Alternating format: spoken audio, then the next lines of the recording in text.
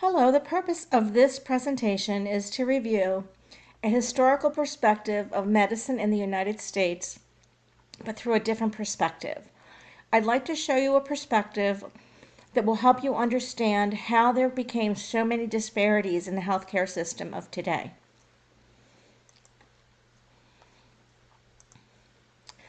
So in the past, for the majority of history, women have been the healers in society. This is from a long time ago all the way to current times.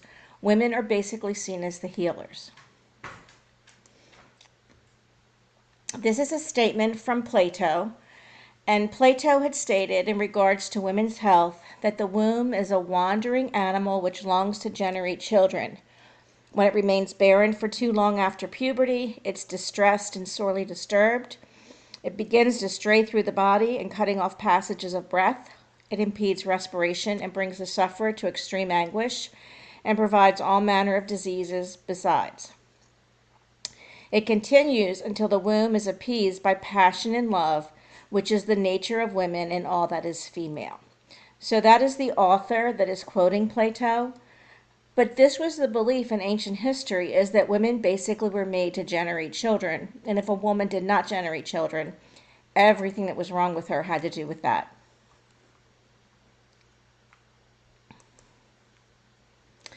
Hippocrates, as the father of medicine, he also believed that the womb was the major cause of most illnesses in women: seizures, vomiting, anxiety, pain, drowsiness, lethargy. And although these diseases also occurred in men, Hippocrates only addressed the womb as an issue for women. So the treatments that were common at this point is fumigation of the vulva, and they would create a pessary that was made of some type of fragrance or odor, and they would burn it near the vulva of a woman, and that would pull out the disease and pull the uterus back to where it belonged. They encouraged drinking of strong wine, They said that marriage and childbearing would help solve women's problems. Bloodletting, which was sucking blood out of people, would also help cure illnesses. And they also used exercise and massage. The major source of health care following that time period was women, and they served as midwives, Wiccans, and lay healers. And Wiccans, another word for them is witches. They never called themselves witches, but that is what a lot of other people have called them. So again, despite the fact that there were these men dictating what women should and should not do with their bodies, women were still the major source of health care for other women. Cyrannus of Ephesus was a physician in Greek and Roman times. He lived from 98 to 138 CE, which it used to be called AD. And he approached disease from the atomic approach. At this point in time, sexual intercourse was seen as natural, and it was a natural thing. It was okay if there were pleasure from it. And lay healers and Wiccans were accepted at this point in history. From the 3rd to 5th century AD or CE, Christianity takes hold in most of the world, and Wiccans and the lay healers are no longer approved because the Catholic Church has identified them as demonic. So any natural approach to health and disease was seen as demonic, and sexual intercourse for carnal pleasure was the work of unholy spirits.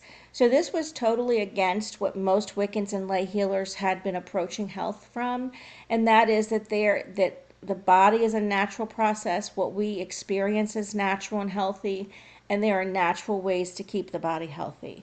And everything in the Wiccan mindset and the way they approach disease and wellness was critiqued and seen as demonic in the Catholic Church. So this caused a major change in the way healthcare was perceived. In 1484, the Catholic Church published a book called The Witch's Hammer. That's the translation. And this book identified correct procedures for identifying witches and the correct procedures for killing them. Most male healers were not killed. Most of the Wiccans who were killed were female. And the church's quote was, "No one did more harm to the church than midwives." Again, so the Catholic Church had a huge impact on perspective of women in health. In 1562, England outlawed witchcraft or Wiccans. It destroyed lay healing, and the issue was that it focused on peasant healers because wealthier women could afford medical care, whereas most of the people who were not wealthy used Wiccans and lay healers to stay healthy. Witch hunts occurred in the 14th to 17th centuries in England, and they were based on political power, economic power, and control. And the issue was that there was a shift in numbers of poor versus wealthy.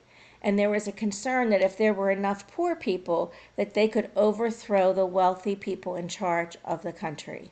And so one way to deal with that was to eliminate lay healers and Wiccans, because if they could not get access to health care, they would remain ill and die earlier.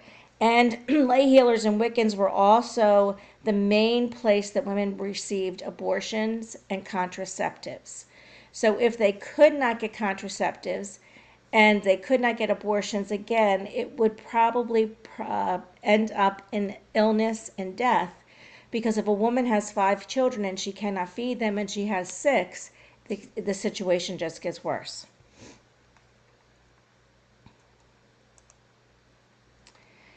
So again, at this time, Wiccans, witches, and lay healers were the major provider of health care for poor. They were the major provider of contraception and abortion. And the church at this point saw science as blasphemous and lay healers as evil. So it was very difficult for Wiccans or lay healers to practice health care in poorer communities, because if they were caught, they would be put to death. These are common lay treatments from lay healers, and this is just a few of them, but belladonna, digitalis, and ergo are all commonly used drugs, and they're chemically reproduced. These were normal treatments that lay healers used that they found in nature. So they were able to find medical purposes of natural substances and use them to heal disease. Other common church beliefs that impacted the way things happened at that time is that the church believed that pain was a direct punishment from God, and anything that stopped the pain interfered with God's work. And even though lay healers were better at healing than doctors were at that time, only lay healers were seen as interfering with God's work. Doctors were not seen as interfering with God's work if they healed someone. And again, this shows you the perspective was really against women healers and against poverty, and when people living in poverty, and how to keep them under control.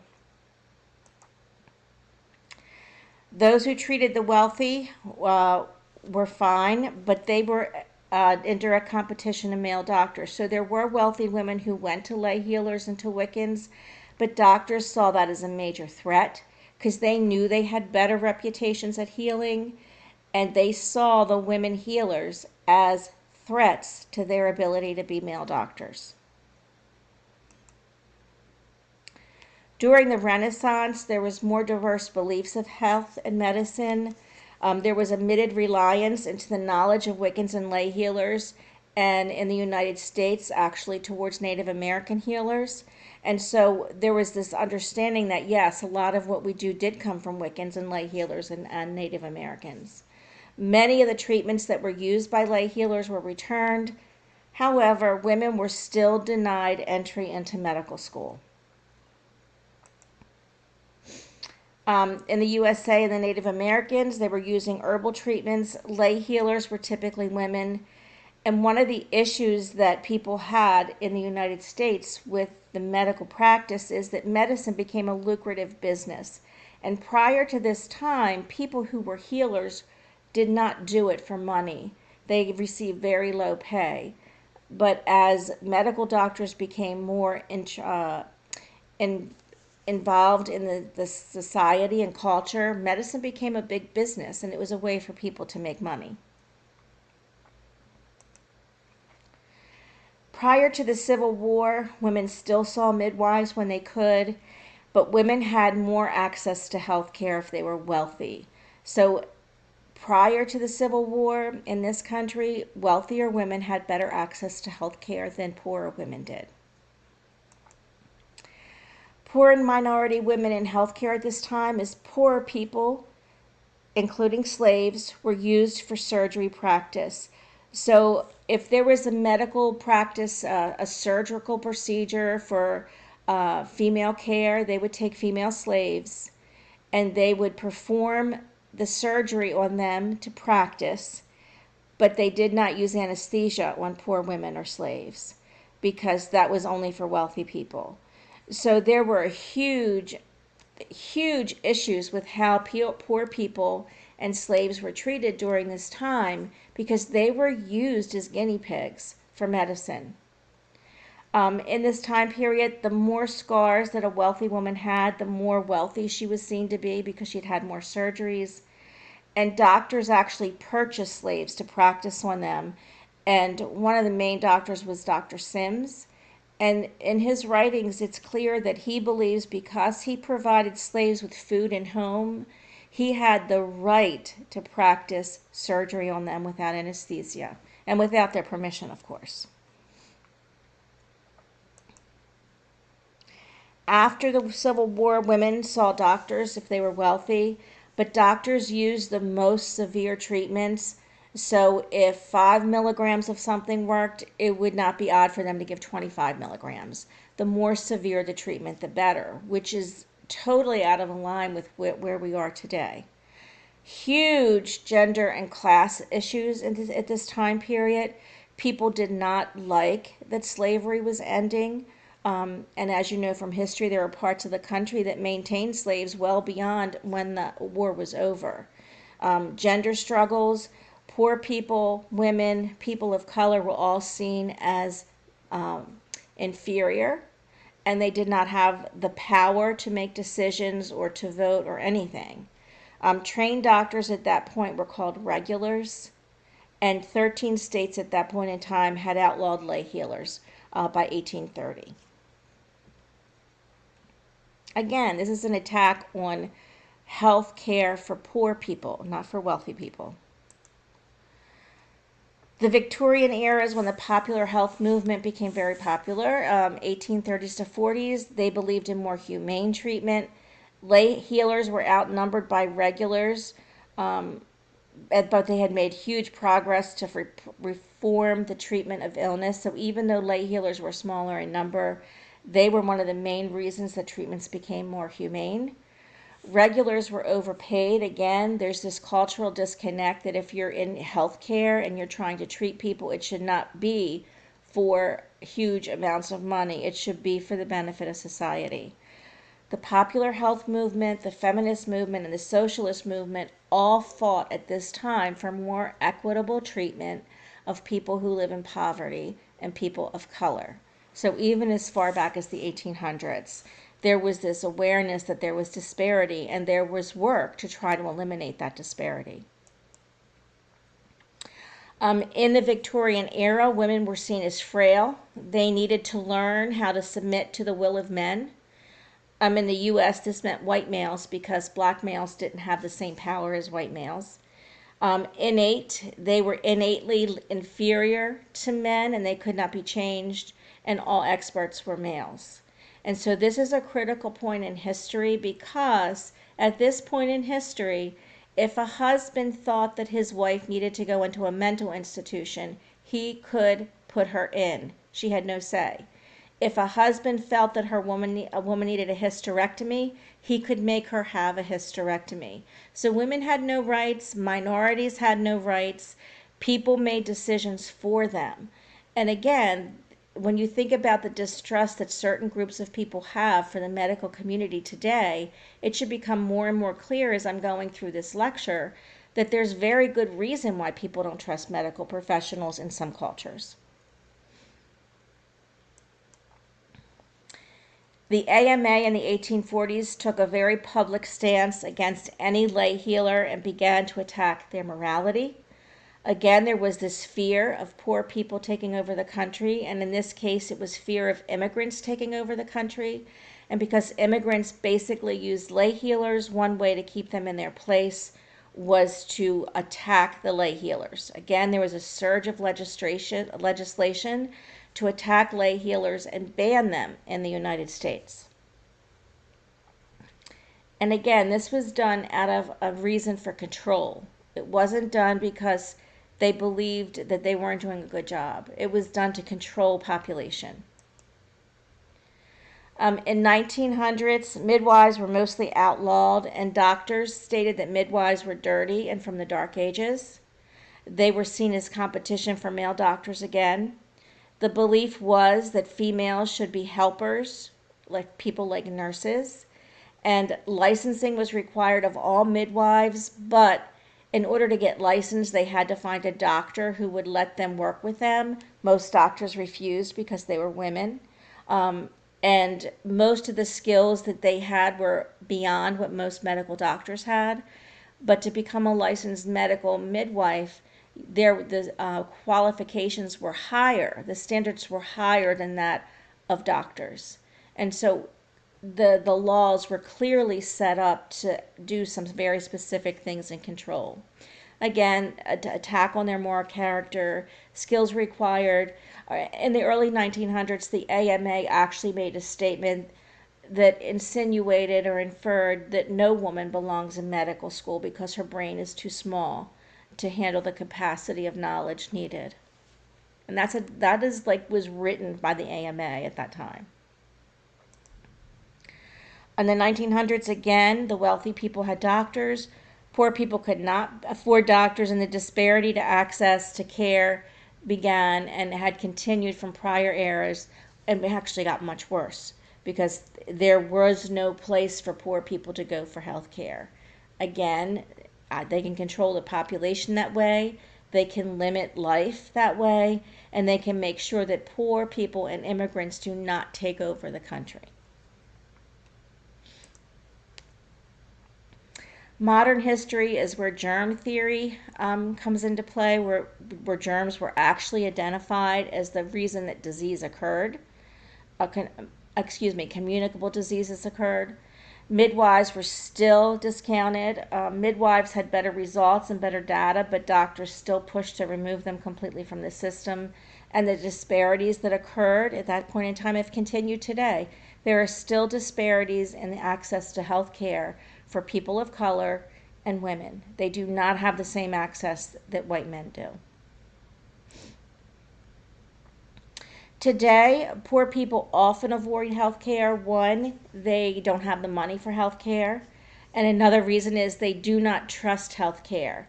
One of the major studies that's discussed in disparity is the Tuskegee study. And there are different scenarios. Nobody's 100% sure which scenario it is.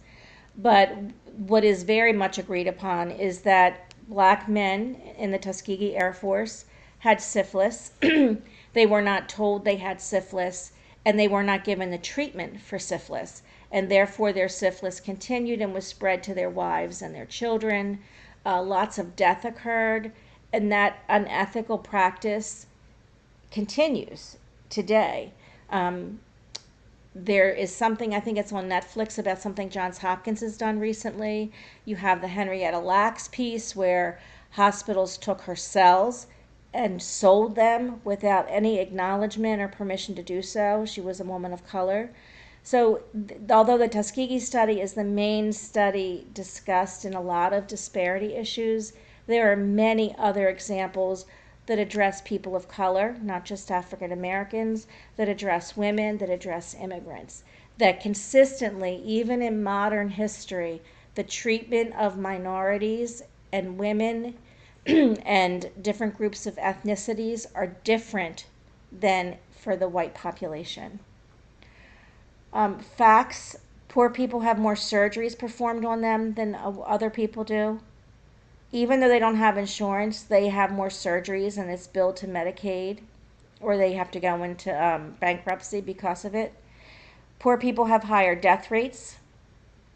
One reason is they're diagnosed later in later stages. So one example of this that's specific is that white women have a higher incidence of breast cancer, but black women have a higher death rate from breast cancer. One of the reasons is that black women enter the healthcare system later, they're diagnosed later.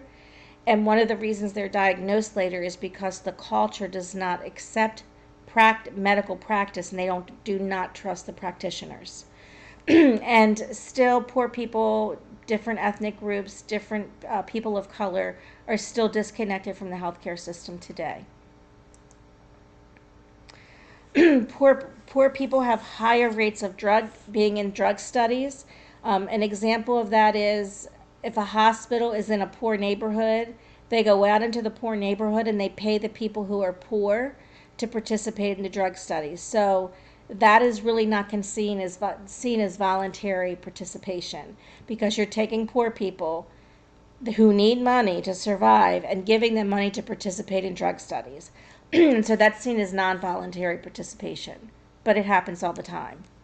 Doctors and nurses still display homophobic attitudes. They don't understand the gay culture. They don't understand lesbians. They don't understand gay men. They don't understand what their healthcare needs are. And for that reason, a lot of gay people do not seek medical treatment because they've had very bad experiences dealing with healthcare providers. Or they seek treatment and they don't disclose their orientation, which is really, it's critical, because some of the diseases that they're more likely to develop are related to their sexual practices. Healthcare providers are nowhere near ready to deal with the special needs of the LGBTQ community. They don't understand their needs. They're not trained in their needs. They don't learn about their needs. And therefore, that distrust in that community, that minority community in this country, is strong. Even today, it's still strong. And when you listen to some of the people in Congress talk about transgender people or gay people or lesbians, it's very clear that they're not educated on what they're discussing. And it's very clear that what they are saying is related to control and wanting everyone to be like they are.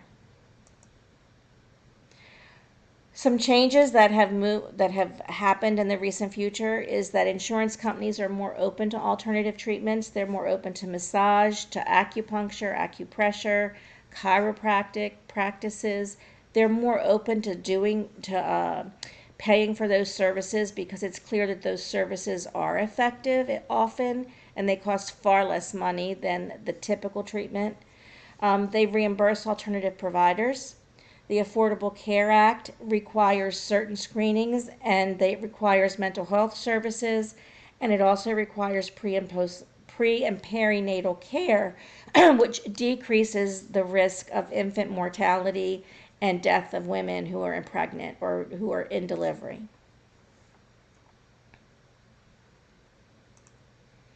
So the future for you to think about is, when you think about where we are now, there are still disparities. There are still groups of people who do not trust medical practitioners for very good reasons when you look at the data. There are still some very questionable practices in the medical field. So knowing all of that, where will we be in 10 years or 20 years or 50 years or in the 22nd century? 50 years from now, will we still have these types of disparities existing in this culture? Or perhaps in 50 years, will we really have addressed disparities and respecting people for who they are, so that we can give them the health care that they need?